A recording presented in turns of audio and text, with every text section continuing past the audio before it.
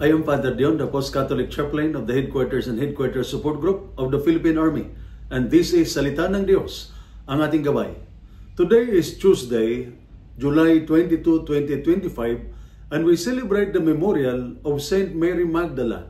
Today, we celebrate a woman who reminds us that our past does not define us. God's love does. Saint Mary Magdalene, once broken and lost, became the first witness of the risen Christ. She teaches us that God does not look at who we were, but who we can become. In the Gospel reading, Mary goes to the tomb while it is still dark.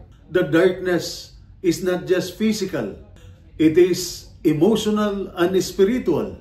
She was grieving. She had lost not just a friend, but the one who gave her back her dignity and hope. And in that pain, she kept searching. She did not give up. And what did Jesus do? He met her in her tears. He called her by name, Mary. That moment changed everything. She went from weeping to witnessing, from seeking the dead to proclaiming the living one. St. Paul, in our second reading, says, if anyone is in Christ, he is a new creation.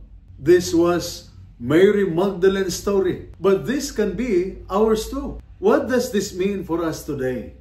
It means that no matter how broken, tired, or unworthy we may feel, God can renew us. But we must do as Mary did. Keep showing up.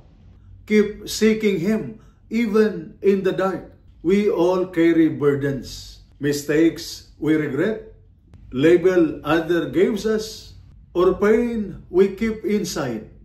But when we encounter the risen Jesus like Mary, we are not defined by those things anymore.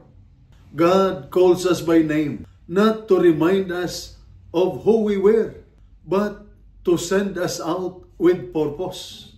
So today, like Mary Magdalene, let us be brave in our brokenness, faithful in our seeking, and bold in our witness. Because the love of Christ urges us on, not to stay in the past, but to walk forward as new creation. And this is Salita ng Diyos, ang ating gabay. Let us pray. Lord Jesus, thank you for seeing us, not as the world sees, but as you created us to be.